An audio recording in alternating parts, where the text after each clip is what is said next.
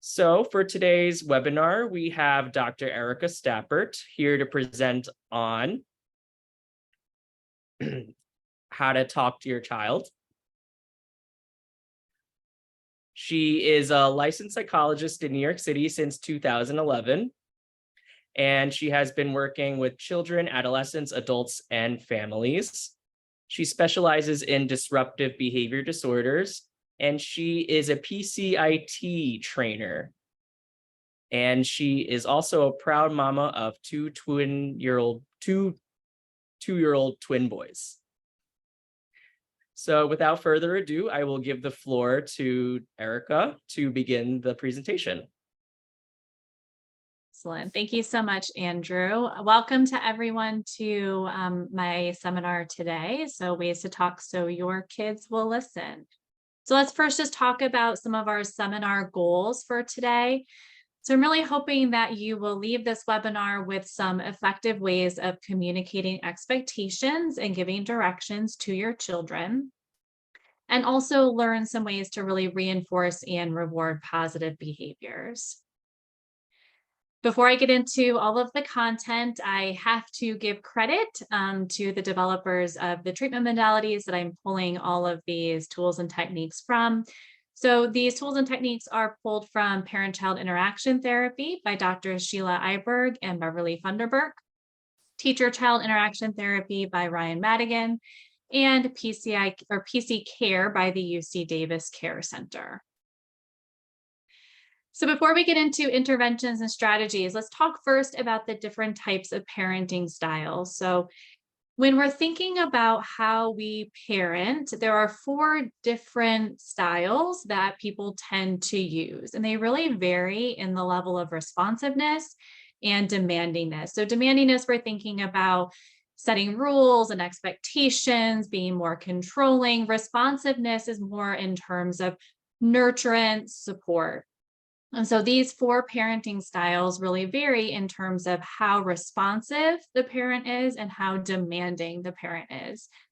So if we first look on the top left, a permissive parent is seen as a parent who generally just kind of lets their child drive where things are heading. So it's very child driven. The child is making the decisions.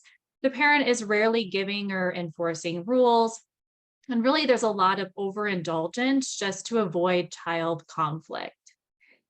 On the flip side of that, if you look on the lower right-hand side, the authoritarian parent is very parent-driven. So sets really strict rules and punishments. Really, there's just a lot of one-way communication with little consideration of the child's social and emotional behavioral needs. And then if we look at the lower left-hand side, the neglectful parent is going to be very low in responsiveness as well as low in demandingness. So this parent is unfortunately very uninvolved or absent, right? This could be due to the parent's own mental health needs, so want to be sensitive to that as well. But the parent maybe provides little nurturance or guidance and really is indifferent to the child's social, emotional, and behavioral needs. Then on the top right, we have our authoritative parenting style. And this is really a combination of high responsiveness with high demandingness. So the parent and child are really solving problems together. The parent is setting clear rules and expectations. There's a lot of open communication and natural consequences. So in giving the overview of these 4 different parenting styles, I just want you to be thinking to yourself first, what parenting style do you think you are currently using? Okay, kind of keep that in mind, looking at the descriptions of each parenting style. And then I want to poll all of you to see which parenting style do you actually think is ideal. I think Andrew will run that poll, and then you guys can indicate if you think it's permissive, authoritative, neglectful, or authoritarian. Great, so we're getting a lot of responses here. The authoritative parenting style is really the front runner. So we have about 85% of you thinking authoritative, about 14% thinking authoritarian, and then we have 2% thinking permissive. So let's take a look. The actual parenting style that is ideal is the authoritative type of parenting style. So really, in your parenting approach, what you want to be striving for is a high level of responsiveness, but paired with a high level of demandingness. And in saying demandingness, what I mean by that is really setting clear rules and expectations, consistent follow through with those rules and expectations, and having set consequences also in place for when those expectations are. So why is the authoritative parenting style really the best approach that we're all striving to achieve? Studies have actually found that authoritative parents are more likely to raise confident kids who achieve academic success, have better social skills, and are more capable at problem solving. So with permissive parents, what tends to happen is solutions to conflicts are generally up to the child. So the child is really used to winning, with the parent often losing. And what can happen with that permissive parenting style is that children can really become self-centered and have a more difficult time self-regulating. So if you think about it, if the child is very used to getting their way a lot, what's going to happen when they're at school trying to negotiate a conflict with a peer? It's going to be really hard to tolerate because they're not used to not getting things done the way that they want them to be. Or if a teacher is telling them to do something that they don't want to do, well, at home, they're really used to just kind of getting to run the show, right? They make the decisions. And so if they're being told to do something that they don't want to do, they can start to have a really hard time with that, get really frustrated, really angry, and then we see a lot of difficulty with self-regulation. Now, with authoritarian parenting, remember that's the high demandingness, low responsiveness. We find that constant punishment doesn't actually teach your kid anything helpful. Really, in a lot of cases, it just teaches your children that the person with the most power wins, fair or not, right? And then we have children who might just be very used to, if there's someone in a position of power over them, just having to do what they say, which I think all of you can think and probably agree on, that it's not the best situation for your child to be in, just to think that the person who has the most power is going to win, even if it's not fair. So the goal of this authoritative parenting style is really to provide a warm, loving relationship that includes a lot of positive attention when your child is doing things well, along with clear and consistent expectations.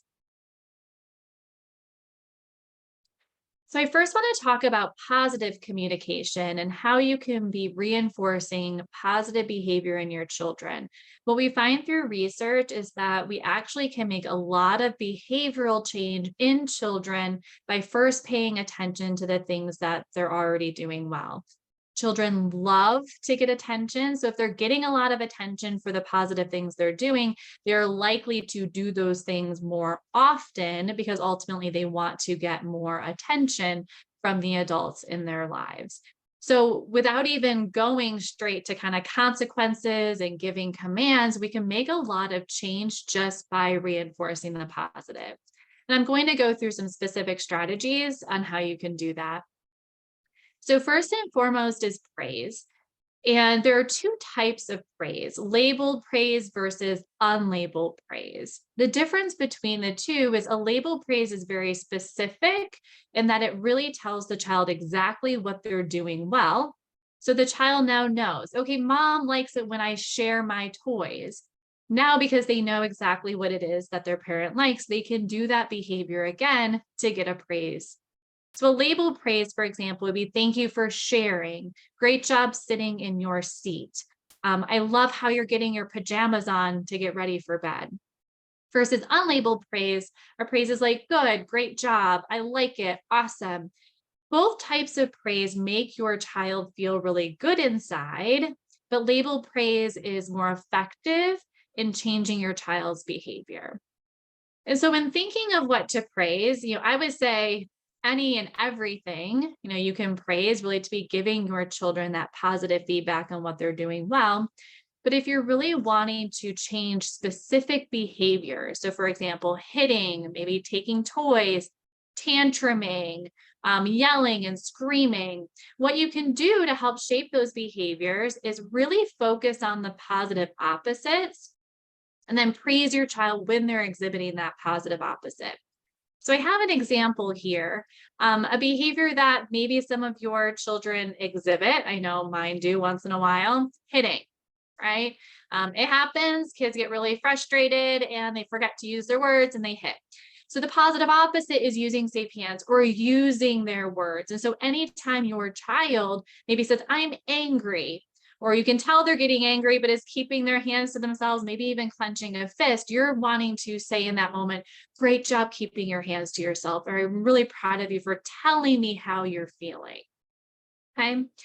Let's go through some other behaviors and try to identify the positive opposite. And during this time, you can go ahead and enter into the chat box what you think the positive opposite would be. So the behavior, if your child maybe avoids new or difficult tasks, if you want to go ahead and put in the chat box, what do you think the positive opposite of avoiding a new or a difficult task would be?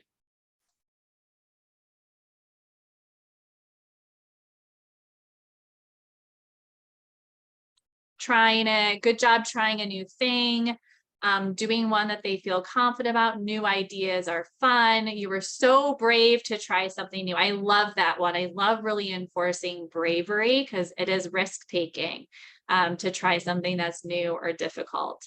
Good job trying something different. Asking what it is that is not liked. Yeah, so what we're wanting to do here is really praise the child for trying a new or a difficult task. I'm so proud of you for trying to complete that homework problem, even though it's really hard for you. Okay. Let's look at the next behavior, snatching toys. So what would be the positive opposite of snatching toys?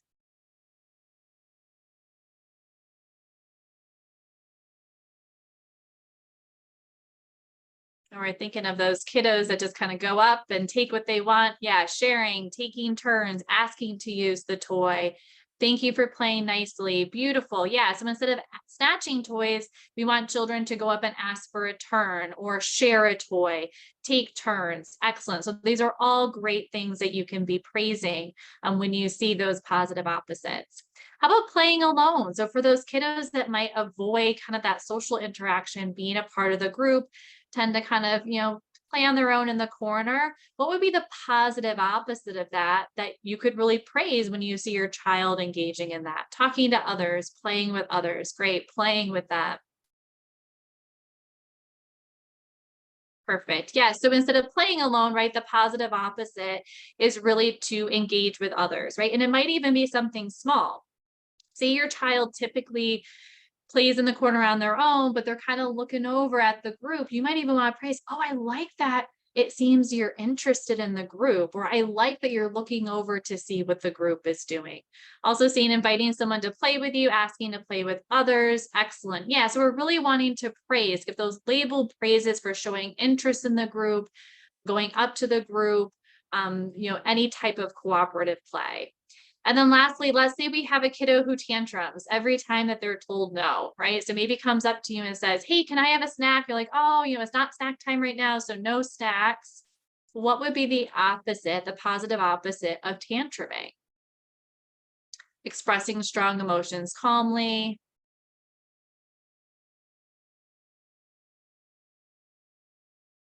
Yeah, thanks for being patient. Yeah, so we can always validate the feeling, right? We can always say, thank you for being so patient, even though it's tough to hear the word no, right? Validating that it can be hard to hear the word no, but that we really appreciate staying calm, being patient. Okay, excellent. So that is how we use praise to really focus on positive opposites in order to shape these behaviors that really we want to address because we don't want them to continue, right? So use those positive opposites and then use those label praises. So here are some other specific examples. This just really demonstrates that praise can really be used to target a wide variety of skills. So you can see here are some examples for increasing compliance. So if your child is following the routine that they're supposed to, following a directive, basically just doing something that that you need them to do, you are going to give them a nice praise for that. We can also use praising to increase social skills. So things like, I love how you're sharing the blocks. I'm proud of you for keeping your hands to yourself. Excellent job taking turns. We can use these labeled praises to increase communication skills, right? So things for telling me what you need, right? Great job using your words. I love using labeled praises to increase frustration tolerance. So when you can see that your child is starting to get frustrated, not waiting until they're kind of over, they're getting too frustrated and they're starting to lose it, but you see the frustration starting to rise and you catch it right there and you say, I see you're feeling frustrated. I'm so proud of you for staying calm, even though it's really difficult. And you can also praise you're trying really hard to put that puzzle together. And then we can also be using labeled praises to increase confidence, self-esteem, bravery, right? I love praising kids for being brave, right? A lot of kiddos are hesitant to do certain things. They might be hesitant to give their own ideas around things. They might be hesitant to try something like the slide or going up to someone and saying hi. So you can really praise any ideas that they have, or, something like terrific job being brave by going down the slide. I would even praise if I have a kiddo who's afraid to go on the slide, but is even walking up to the slide to watch the other kids. I would say, great job checking out the slide. I love how you're looking to see how the other kids are going down.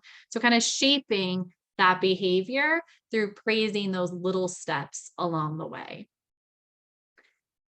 So here's another poll. So we've talked about praise. Can you remember which type of praise is more effective in changing behavior? Is it the unlabeled praise or labeled praise? And I think, there we go. Go ahead and put your vote in. Lots of people going for the labeled praise. Excellent. So 100% are saying labeled praise, and that is exactly right. We are looking for those labeled praises to help shape behavior. All right, another way that you can really attend to positive behavior is by using behavior descriptions. And really a description is just describing what your child is doing in the moment. We're using you are blank statements. So things like you're putting your shirt on, you are bringing your plate over to the sink, you're brushing your top teeth. And what behavior descriptions do is motivate the child to continue the task. Also for children who might have attentional issues, it refocuses them to the task at hand. So they're less likely to get distracted by everything else that's going on around them. So let's say that you have a bedtime routine that you want your child to follow.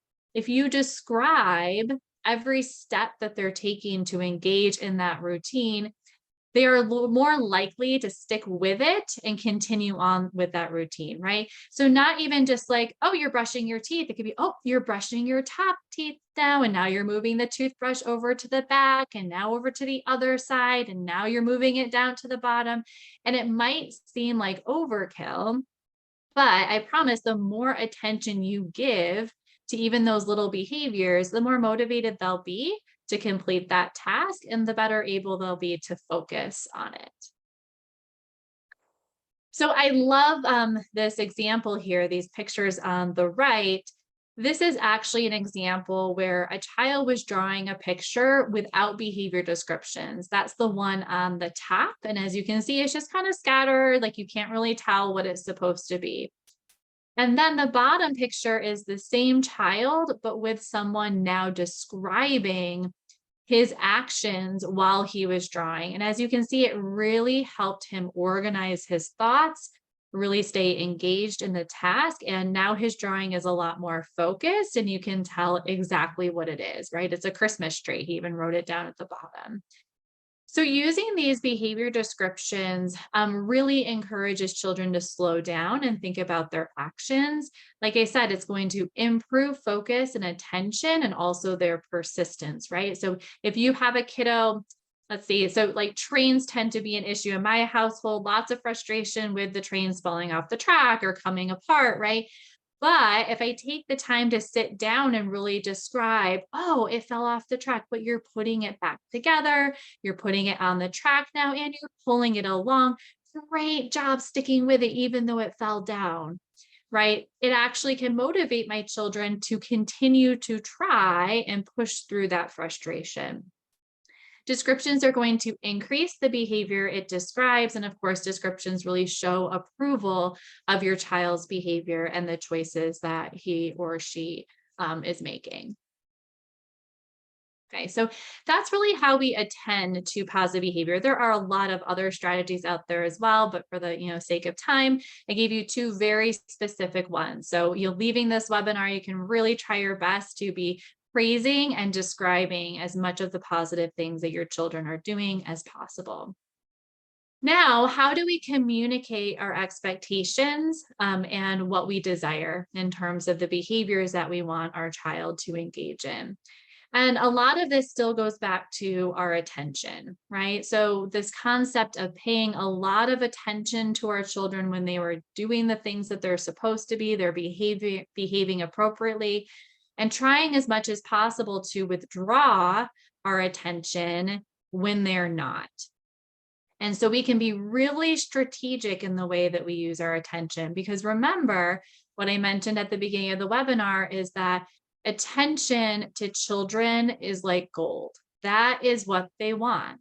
And so they would rather have negative attention to no attention at all. And I think this plays out a lot of times in families with multiple children, right? If children are kind of vying for parents' attention, a lot of times what kids realize is, oh, I could do something kind of naughty, and that's going to definitely make mom or dad come over to address it. And now I have my parents' attention all to myself, right? And so I'm pulling that parent in. My siblings aren't getting the attention. And even though it's negative attention, it still feels good because negative attention is better than no attention at all. So I already mentioned, right, looking for these positive opposites. We want to become a detective for positive behavior. And that's where you're going to put all of your attention, or at least the majority of your attention. So we want a huge imbalance to take place in your household where your children are getting so much attention for doing the right thing, for positive things, and getting minimal to no attention for doing the negative things. So you're paying attention to the positive and you are ignoring the negative unless it is aggressive, destructive, or unsafe in nature. So examples of negative attention seeking behavior that we can be ignoring are things like whining, tantruming, or just intentionally engaging in behaviors to elicit negative attention. So any of those games that you feel are kind of like a cat and mouse game, right? Usually the key indicator that's a cat and mouse game is that your child is engaging in a behavior and then kind of peering over to see if you're looking, right? It might be something like opening and closing a door repeatedly or turning the lights on and off, right? Very annoying behaviors that are hard to deal with. But if they're doing those things and kind of looking over to see if they're going to get a reaction, those are the types of behaviors to ignore. Because even if you look over and say, stop turning the lights on and off, or leave the door alone, come on, it's too loud. They've reeled you in. They've now got your attention for that behavior. And so it's likely to persist. So the idea here is that if we ignore negative behavior, the negative behavior will reduce, where if we pay attention to the positive behavior will really strengthen. So how do we attend, right? So there are some very specific ways that we can attend. So first and foremost, we want to attend during the behavior and immediately after the behavior. Okay, so as soon as possible is the ideal. And the way that we attend is we give a lot of eye contact, we smile, we play, we engage, we touch, we praise, right? And even nonverbal praise, like, the high fives, the pats on the back, or a hug. So lots of attention, attending when we're seeing those positive behaviors. And then how do we ignore? We're going to look away, talk to someone else, watch TV, walk away, pretend to do something else, move into another room. you are basically pretending, and it might sound a little bit harsh, but that your child does not exist in that moment. Okay. That doesn't mean that you can't validate the feeling, right? So let's say that, going back to the example of child asks for a snack and you say, oh, it's not snack time right now. We'll have a snack later. I want a snack. I'm so hungry, right? You can validate. You can say, understand that it's really hard to wait. I understand that it's hard to hear the word no. But then after it persists, you validated once, now you can ignore, because the more that you talk to your child about the issue, the more likely it is that that tantrum is just going to continue, because it also makes them think that maybe you'll change your mind if you continue to talk to them about it. But also, once again, that negative attention, that talking to them about it, or even saying, stop whining, it's not a big deal, that's going to reinforce the behavior because they're getting attention from you. Now, in talking about using selective attention, active ignoring, first and foremost, I want to completely recognize that I think it's probably one of the most, if not the most, difficult parenting strategy out there. It requires a lot of patience, a lot of consistency. It can be really difficult, right? At the end of the day, when you're tired, you're exhausted from work or whatever else you've had during the day, sometimes it's just easier to kind of give into the tantrum. And that kind of alleviates the issue for that night. But unfortunately, what it does is it reinforces that behavior. And so you're likely to see more tantrums in the future. So to kind of give you a heads up about what can occur when you start using active ignoring is something that we call an extinction burst. And this is basically the concept that the behavior may get worse before it gets better. Okay. If your child is used to getting your attention for one of these negative attention seeking behaviors, it's going to be very surprising and confusing when you stop giving it attention. And so to kids, all they think is, okay, I guess mom or dad isn't noticing it now, so I just need to be louder, and then maybe they'll notice. And so maybe they get louder, a little bit more demonstrative. You continue to ignore. Now they're thinking, wait, what's going on here? I'm still not getting the attention, so I must need to be even louder.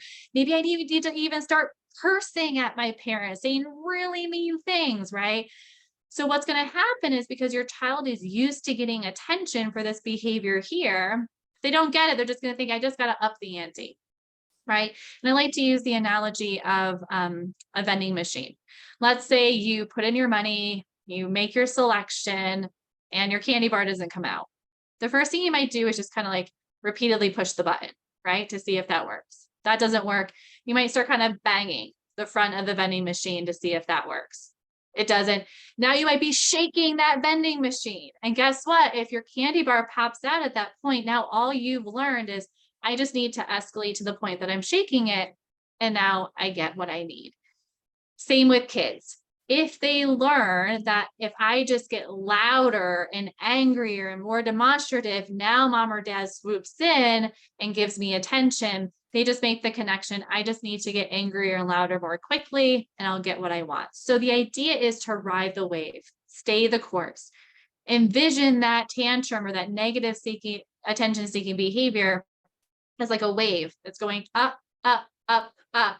And if you can just surf that wave, just kind of stick with it, it's going to come crashing down, and that behavior will eventually stop. And then that's your time to return your attention, give a lot of praise and, positivity, positive reinforcement for calming down and changing their behavior. Now, if the behavior turns aggressive or unsafe, we do not want to ignore that. I don't have time today to get into, any type of strategies for addressing the aggressive or unsafe behavior. But what I'm going to say is, any strategy that you have in place to deal with that type of behavior, you would then implement, as long as it's not some, form of corporal punishment. So if during that extinction burst, your child becomes aggressive or unsafe, intervene as you typically would. But as I was saying before, remember to praise the positive opposites whenever possible. So let's talk about some other strategies. And a lot of these are still going to be based in the idea of using your selective attention. But there are also some ways that you can communicate with your children in order to increase compliance. And these are really alternatives to giving commands and consequences.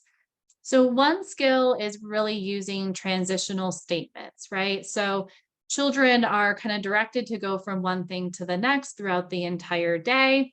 And if those transitions are done in a very abrupt moment or manner, can be kind of jarring. And then you might get that pushback, right?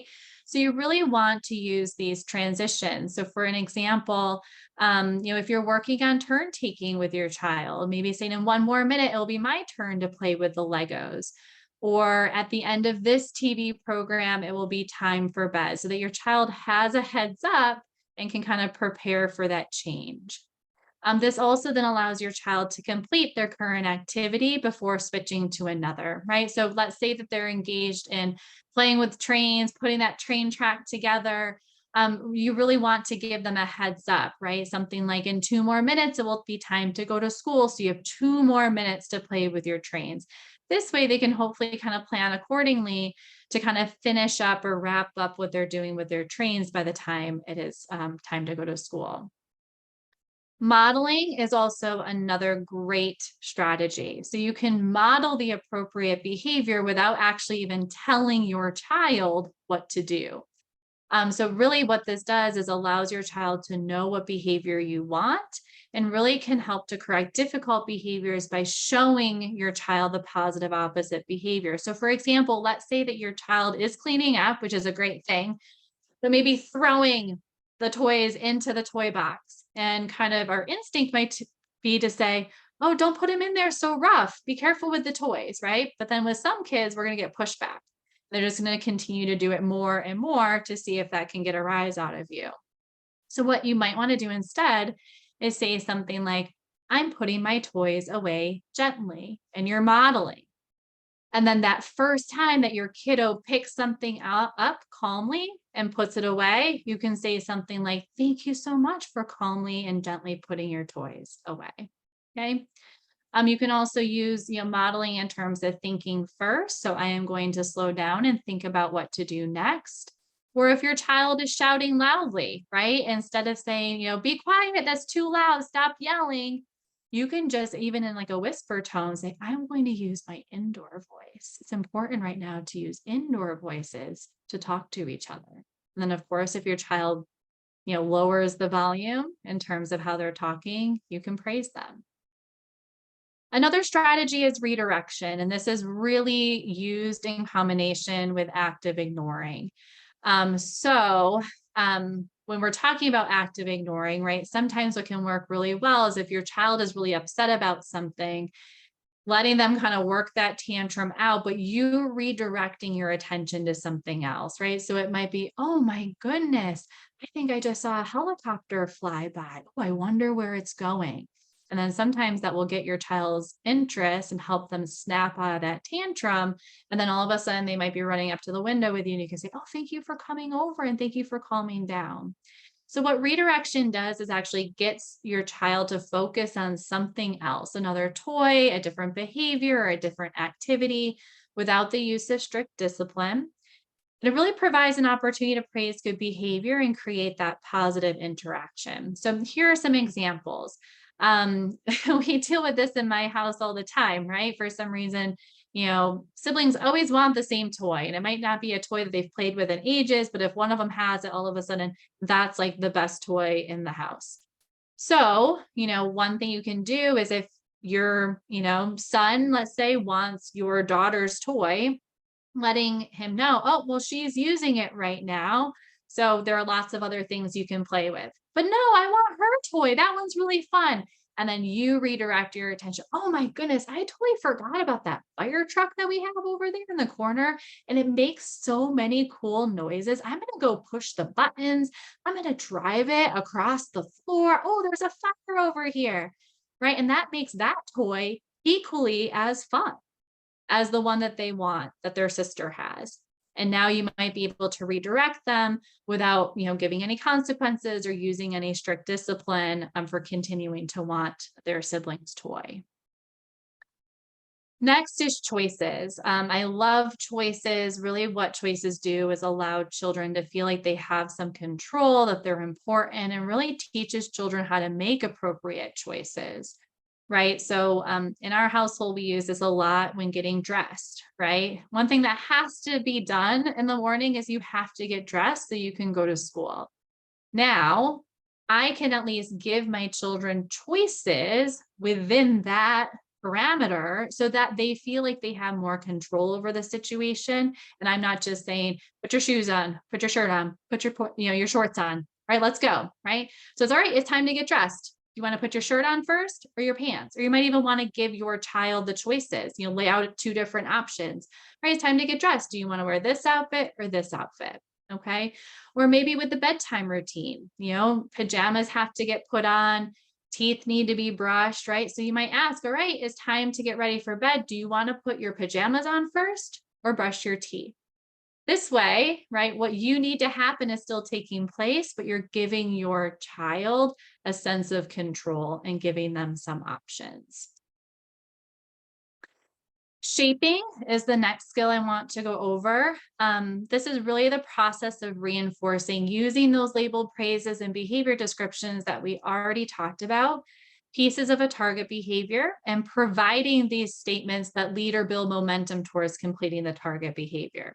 So that's a little bit wordy. So let's use some examples.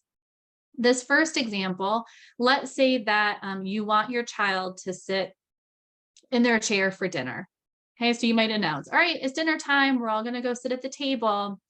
And let's say one of your children just stays seated in the living room, right? Isn't budging. First, you can make the dinner table the most fun place in your home, right? Oh, I'm so excited to see what we have for dinner. You can maybe give your attention to the kids who are sitting at the table, right? Oh, I'm so proud of Lisa for sitting in her chair, and I'm so happy we're sitting together. Now, if your kiddo who's not at the dinner table even stands up and kind of starts to walk over, you jump on that immediately. You don't wait until he's already in his chair to give your attention. You start describing, I see you are walking over to your chair. You're getting closer to your chair. Now you are touching your chair. You're almost sitting in your chair. Thank you for sitting in your chair. And once again, this might seem like complete overkill, right? But if your kiddo gets your attention the minute he or she stands up, right, for something that they're doing that's moving them closer to that target behavior, and then you actually describe every step of the way, you are likely motivating them to continue through the task and meet that target behavior. Okay, another example might be cleanup.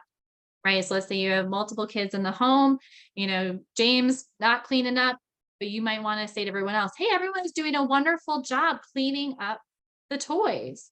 Maybe even notice James is just kind of looking at some of the toys, not putting any away, but at least looking at them. Describe, hey, James, I see you're looking at some toys that are on the floor. Now you are walking over to one and putting in the bin. Thank you for cleaning up. Okay. Giving attention to every little piece of behavior that leads up to that target behavior. And then lastly, when, then, if, then statements. We want to use these sparingly and really only after the other strategies have been exhausted. But this is really where we're utilizing our differential attention as a contingency rather than using punishment. So for example, saying something like, when you are sitting, I can color with you, rather than sit down or you will have to do a timeout, right? When you are sitting in your chair for dinner, I will serve you some food. And this should always be accompanied by a relevant consequence, right? So we're giving that label praise for compliance or removal of attention for the activity for non-compliance. So back to that maybe dinner time example, kiddo isn't coming to the dinner table, you can announce, when you're sitting in your chair, then I will serve you some food. But then don't try to continue begging. All right, come on, it's time to come to the table. What are you doing over there? That's where you give no attention at all and wait until your child does something moving towards getting to the dinner table that then you praise or you describe. We use this one in my household a lot. When you get your pajamas on, then we can watch a show. Or if you have a child who tends to whine or to yell, right? Like, help, can't do it. Oh, when you ask politely, then I will help you, right? Or if your child wants to go outside, if you put your shoes on, then we can go outside. All right. So lastly, in the remaining time that we have, I want to go through effective commands. And effective commands are the type of commands that your child is most likely to comply with. But I want to preface this with saying that it's not going to be a magic bullet. It's not like if you leave this webinar and you start giving effective commands, your children just will all of a sudden become amazing listeners. Okay. But these are the type of commands that your child is most likely to comply with because they're worded in really specific ways. So the first rule of effective commands is that they should be direct rather than indirect. Okay. A direct command really puts the responsibility solely on the child instead of including yourself in the command. And it's telling your child what to do, not asking them what to do, right? So some examples of direct commands: please hand me the block instead of will you hand me the block, put the train in the box instead of let's put the train in the box, and draw a circle instead of can you draw a circle.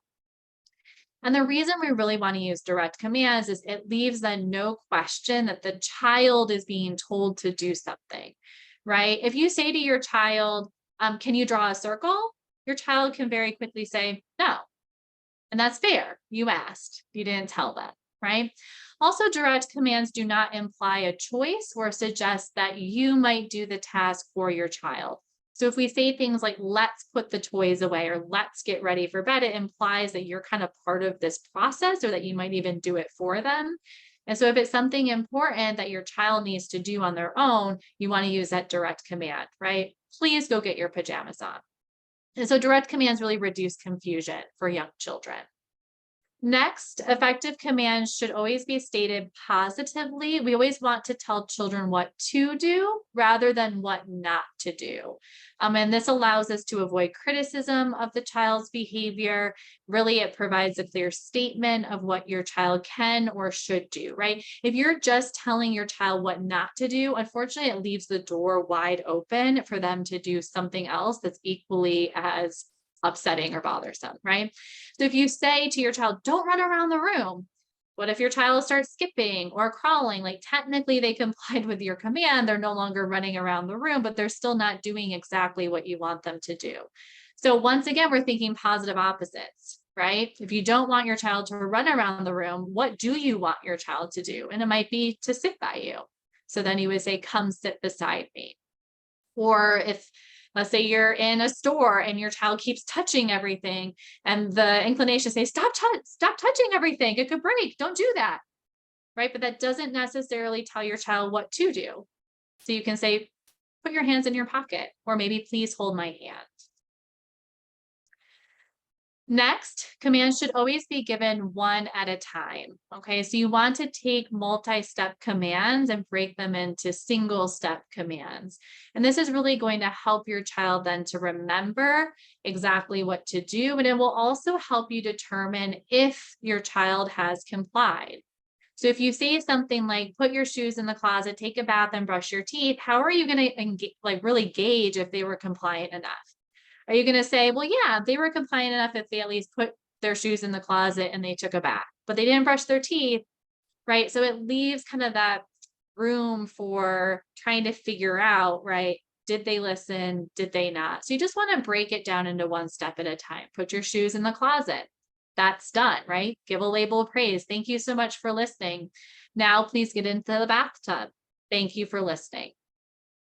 Also, we want to avoid these commands that tend to be very inclusive in nature that require a lot of steps within them. So commands like clean your room, right? That might include putting books away, putting toys away, making the bed. So you want to break that down into separate tasks. You can say, hey, it's time to clean your room. Please first put all your toys in the bin. Next, commands should always be specific rather than vague. So sometimes we fall into the trap of saying things like, be careful, behave, settle down, right? But we really want to get more specific about what it is exactly we want our child to do. This will permit your child to know then exactly what they're supposed to do. The expectation is very clear. So instead of saying, be careful, you could say, get down off the chair. Or instead of saying, behave, you would say, talk in a quiet voice. Next, this might seem like common sense, but commands should always be age appropriate, but that refers to both using language that your child understands, as well as only telling them to do things that they're capable of, right? So for example, you wouldn't tell maybe a 2-year-old, please tie your shoes, or even please put your shoes on if they're not to that point. But you might be able to put their shoe on for them and then say, okay, now please, fasten the Velcro strap. Okay. So you want to be using language that your child understands, and this will make it possible for your child to understand the command and really to be able to follow through with what you're telling them to do. Next, and this is very important, commands should be given politely and respectfully. Okay, sometimes, right, and we've all done it, I still do it. You get to a point and you raise your voice, right? It's out of frustration. But really, you want to be doing your best to use a very calm, neutral tone of voice when giving commands. So this includes not yelling, but also not being too tentative, right? Because if you're too tentative in giving the command, like, please put your shoes on, your child might think, oh, mom doesn't seem so sure of herself. I don't think that's really something I have to do. So neutral tone of voice, right? Please hand me the block, instead of like, hand me the block right now. And this will really increase the likelihood that your child will listen better. When we yell commands, it makes the interaction unpleasant. Also, we want to be using calmly stated commands because this will teach your child to obey polite and respectful commands, right? We don't want children going to school or on a play date and just thinking, well, I really only have to listen once the grown-ups start yelling at me, right? So you want to model that at home, that you expect them to listen even when your voice is calm and matter of fact. Explanations, right? I know one of my kiddos is entering into the why stage where everything is confronted with a why. We want to avoid getting caught into that back and forth of explaining why. So explanations are great, and we should be trying to use them as much as possible, right? If we give an explanation or a rationale, children tend to be more motivated to listen. We're human beings. We all want to know why people are telling us to do things, right? If your boss just says, get that report to me right now, you might be thinking, well, why? Why is it so urgent, right? Where if your boss explained to you the urgency, then you would more so get it and you'd be more motivated to attend to it right away. So explanations are amazing, but they need to be given either before the command or after the command is obeyed. And this will really, it will avoid encouraging your child to ask those why commands as a delay tactic, because sometimes kids ask why just because they're like, oh, well, this is a great way to get out of having to do what my mom just told me to do. I'll just continue to ask her why. Also, it avoids giving your child attention for not obeying. So the not to do would be put that chalk in its box. Your child goes, why? Well, it's good to clean up when we're finished with the toys. Well, why? Well, because then we might step on them and all the chalk would break. Well, why? Well, because chalk is fragile, right? And now what's happening is you're getting roped into this back and forth about why it needs to be done. And what's not happening is the chalk being put in the box. Okay. So the to do in this example would be, it's time to clean up and go home. Put that chalk back in its box. Your child does it. Thank you so much for listening. It's good to clean up when we're finished with the toys. Last but not least, commands should only be used when necessary. Okay, so commands kind of fall in the same realm as when, then, if, then statements. I would say actually should be used even more sparingly than the when, then, if, then statements. If we are giving our child commands repeatedly throughout the entire day, they're going to get frustrated.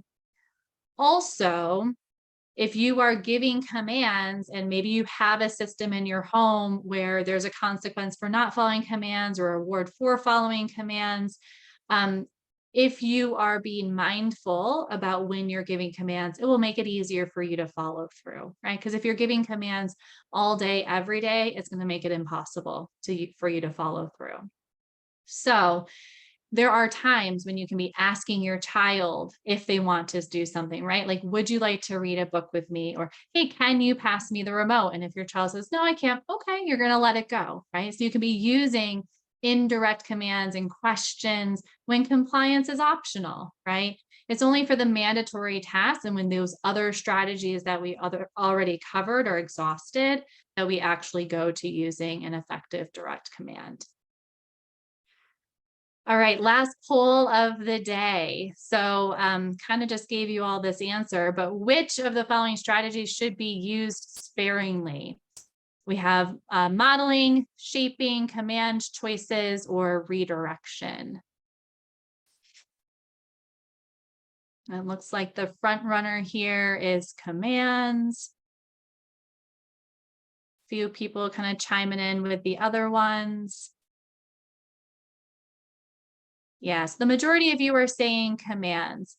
Yes, we want to be using modeling, choicing, shaping, and redirection as much as possible. These are your go-to strategies, right? In your back pocket, you're going to use them as much as possible.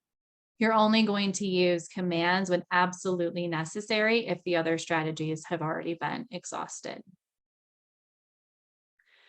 All right, so what is our synopsis here? What do I hope that you take away from this webinar?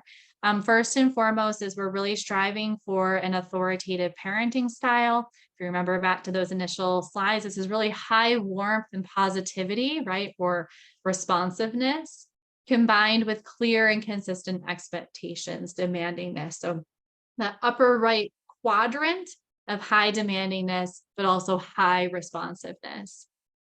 The best approach is to first pay attention to the positive by describing and praising in the moment the thing that your child is doing well. If you really make a concerted effort over the next few weeks to really focus on the positive and try to remove or limit your attention to the negative, it might be difficult, but you should already start to see behavior change. When we're doing family therapy through parent-child interaction therapy, we spend several weeks just on paying attention to the positive. And a lot of times we see those behaviors of concern significantly decline before we even get to having to work on following commands and following through with consequences.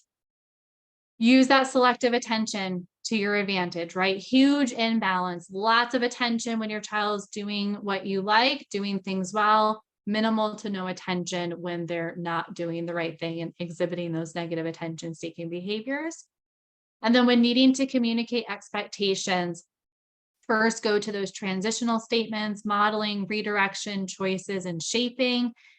Your strategies that you're using more sparingly and when only absolutely necessary are if then, when then statements and effective commands. All right, I think we have a few minutes left. I think 5 to be exact.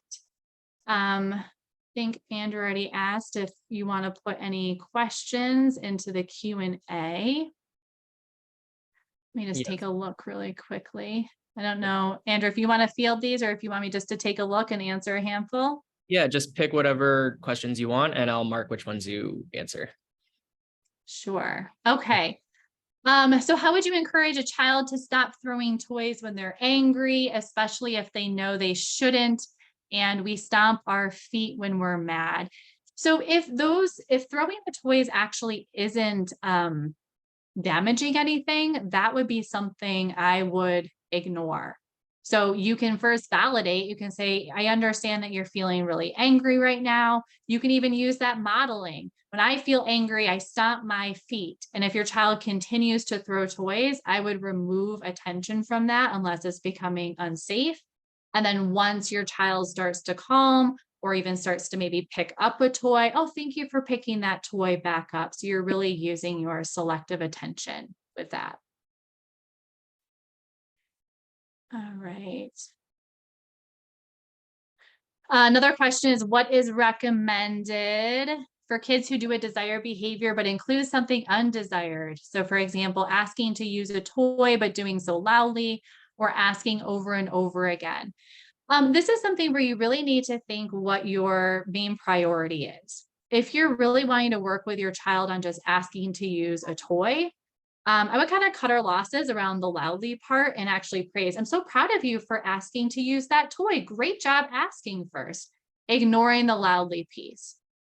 Now, if your child is already good at asking to use a toy, but oftentimes does so loudly, then you can use one of those when then if then statements, right? Something like maybe she'll share with you when you ask in a calm way, or you can even use modeling. Something like, when I ask for a toy, I ask calmly, like, can I have that toy, please? Okay. If your child is asking over and over again, if it's already been answered, you can say, oh, like already answered that question, or oh, she already shared, and then actually just ignoring the over and over again, because the more you attend to your child repeatedly asking, the more they're going to ask over and over again. Okay.